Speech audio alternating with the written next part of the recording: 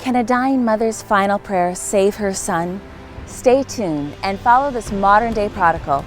We are in Mexico, and this is AWR360.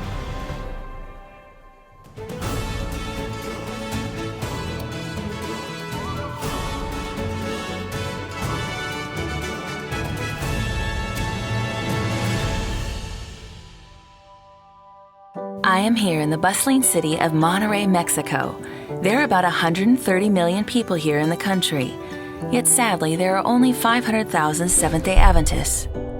God is working powerfully through the efforts of AWR.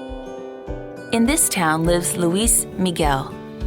He regularly visits the hospital to share Christ's love with the children. Many of them have known far too much suffering in their short lives.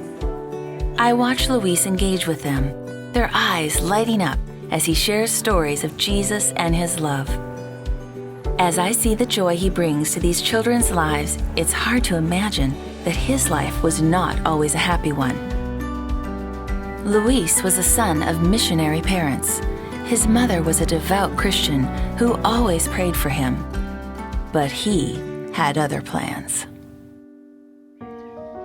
I wanted none of the things my parents talked about. I wanted to live for myself. Into the world he went, ignoring the pleas of his parents, but they never stopped praying for him. Like the prodigal son, he wanted to live his own life. I was so enamored with worldly things that I didn't notice my mother's failing health. I wish I had turned to the Lord before she passed away. His mother had died of cancer, and Luis was devastated. He thought about her unfailing love and her constant prayers for him.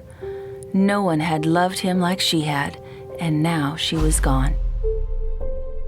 Filled with sorrow and remorse, Luis collapsed in tears.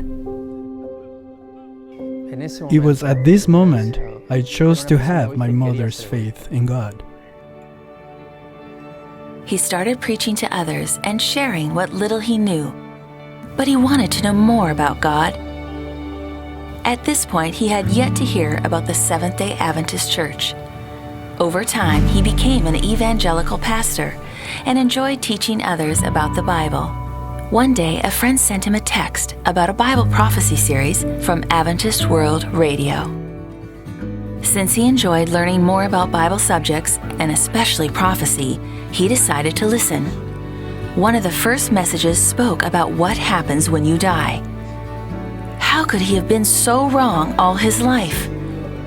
This sounded so clear and plain, and it came straight from the Bible. Though nervous at first, he knew he had to tell others about these new truths he'd been learning about, like the Sabbath and the health message.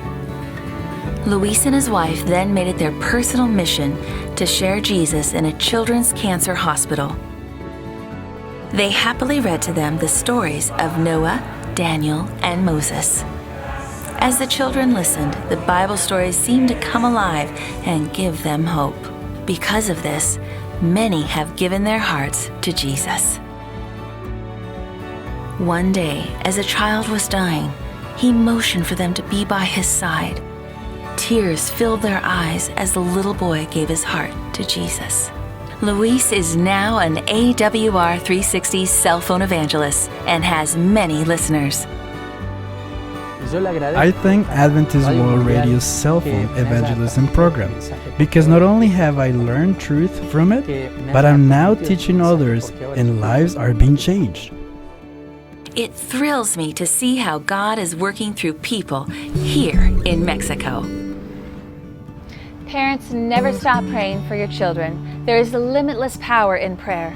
Many prodigals have returned to God as a result of their parents' cell phone ministry. With the dramatic increase of technology, cell phone evangelism is a fast and highly effective way to reach tens of thousands of interested listeners. AWR.org provides you the tools needed to share the gospel using your very own phone. From broadcast to baptism, this is AWR 360.